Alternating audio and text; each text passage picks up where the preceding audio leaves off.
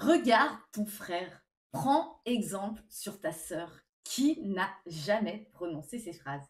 Si c'est ton cas, je te félicite.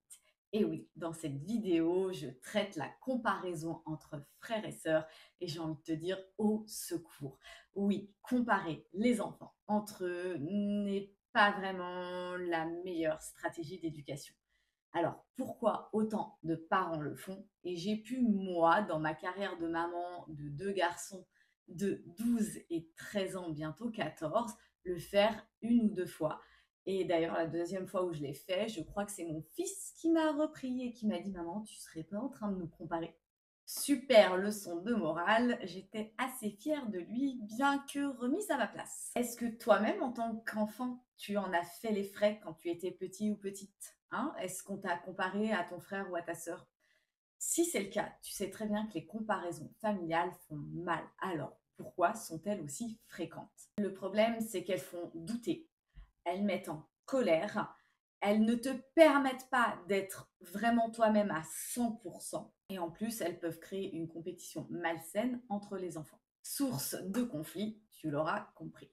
Dans cette vidéo, donc, je t'explique pourquoi par bienveillance, et oui, c'est la bienveillance, la source de la comparaison, pourquoi les parents comparent les enfants, qu'est-ce que cela engendre chez leur progéniture, et enfin et surtout, je te donne 4 méthodes concrètes et faciles pour arrêter de comparer et pouvoir pousser tes enfants vers le haut avec des méthodes beaucoup plus saines. Je te rappelle qu'il n'y a pas de parents parfaits, on fait tous de notre mieux et dans cette vidéo, je te donne un plan de route à suivre, mais parfois tu vas sortir de la route et c'est pas grave, ça arrive. L'important est de vouloir toujours le bien-être de ses enfants.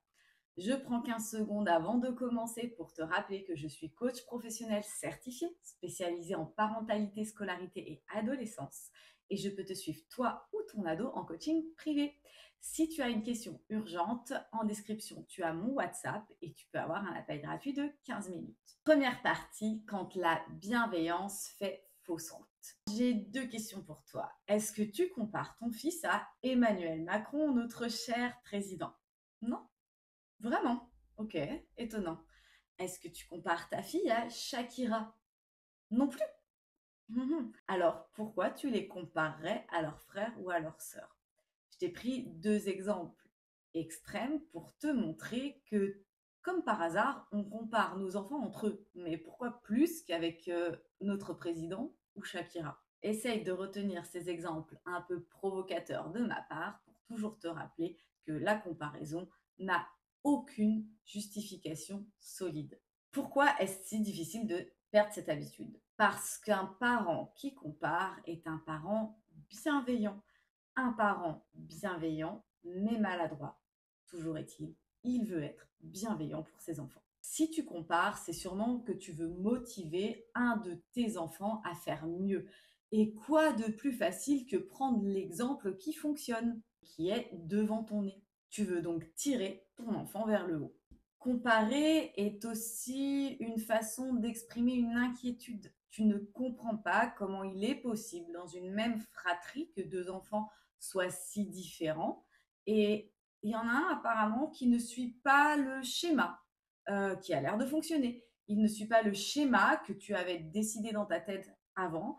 Et du coup, ça peut te rendre perplexe. La comparaison va essayer de ramener cet enfant dans le droit chemin. Surtout si l'avenir te fait peur, puisque tu es en train d'anticiper. Combien de fois en coaching, j'ai des parents qui me disent: «Je m'inquiète, pour ma fille, qui est en troisième parce que à l'époque, son frère qui aujourd'hui a 25 ans a fait telle ou telle erreur». Ouais, mais là, moi, j'essaie de leur expliquer, en fait, qu'ils sont dans une croyance auto-validante. C'est qu'ils sont en train de faire porter à leur fille le chapeau de la défaite d'un de leurs frères, par exemple, et ils ne comprennent pas que les schémas sont complètement différents. Et c'est même pas question de pas comprendre, c'est juste que c'est naturel. On se dit que ce qui s'est produit peut se reproduire. Et on a tendance à oublier que les enfants sont des individus totalement différents. Tu l'auras donc compris, la comparaison est bienveillante au départ. Surtout que si tu suis les principes de la programmation neurolinguistique, tu sais que cette dernière préconise de suivre des modèles. Et oui, c'est ce qu'on appelle le modèle identificatoire. En programmation neurolinguistique, c'est-à-dire une méthode qui permet d'amener à la réussite, on considère qu'il est très bénéfique de suivre les personnes qui ont déjà réussi. On analyse leur méthode et on se l'approprie. Oui, très bien, mais on n'est pas en train de comparer, c'est-à-dire que c'est à toi de choisir ton modèle. Et là, quand tu compares tes enfants entre eux, ben eux, ils n'ont rien demandé du tout.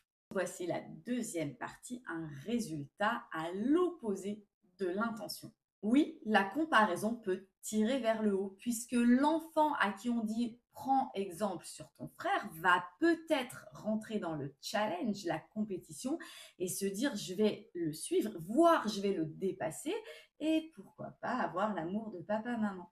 Et oui, derrière, il peut y avoir une peur de l'abandon. Cette comparaison fonctionne donc, mais à quel prix? De travers, donc, première chose, tu vas s'aborder la confiance en soi de ton enfant. Eh bien oui, parce qu'il est toujours en train de se comparer, il ne peut pas être la personne qu'il veut. Il va toujours attendre une validation de ta part. Il va toujours regarder les autres pour pouvoir jauger qui il est. Et surtout, il ne saura pas faire des choix pour lui-même. C'est comme si tu lui devais donner une feuille de route à suivre. Le jour où tu lui enlèves cette feuille de route, qu'est-ce qu'il fait? Il est paumé. Pas de confiance en soi. Deuxième écueil, la colère, le ressentiment et la comparaison dans la fratrie. Conflit assuré. Un enfant peut aussi choisir de ne pas relever la compétition, de ne pas aller dans les pas de son frère ou de sa sœur parce que il se juge déjà suffisamment nul comme ça, c'est trop compliqué et donc il capitule.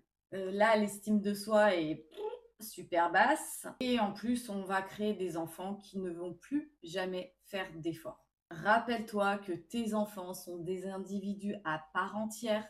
Tu n'as pas forcément envie, toi, d'être comparé à d'autres personnes et qu'ils méritent d'être mis en valeur pour qui ils sont et non dans la comparaison avec leurs frères ou leurs sœurs. Troisième partie, les solutions. Première chose, arrête ton réflexe. Si tu compares, c'est que tu n'en as pas conscience. C'est quelque chose que tu as peut-être toi-même vécu depuis l'enfance. C'est peut-être quelque chose aussi que tu vois faire autour de toi, tes amis qui comparent leurs enfants, tes frères et sœurs qui comparent leurs enfants, et toi, tu baignes là-dedans et tu reproduis. Alors voici mon conseil. Pendant une semaine, prends un carnet. Et puis, si le carnet, ça ne te va pas, prends les notes de ton téléphone. Et si vraiment les notes de ton téléphone, c'est trop contraignant, eh bien, fais-toi la remarque à chaque fois que tu vas noter ce que je vais te demander, fais-toi la remarque dans ta tête. Donc, le mieux, c'est quand même de l'écrire, d'accord, sur le téléphone ou sur un carnet, mais à l'oral, ça fonctionne aussi. Qu'est-ce que tu vas écrire? Tu vas écrire à chaque fois que tu vas prendre conscience que tu as comparé tes enfants, tu vas écrire tel jour, hop, j'ai comparé, j'ai dit ça, si tu peux citer la phrase, c'est mieux, et tu vas réfléchir à la situation qui a enclenché ton réflexe. Grâce à ça, tu vas peut-être identifier plus facilement la cause. Tiens, le petit a mangé avec les doigts et s'en est mis de partout et j'ai dit regarde ton frère. Donc pour toi, c'était une situation stressante que ton petit ne sache pas manger en société et puis tu as craqué, tu t'es dit il faut vraiment que je l'aide.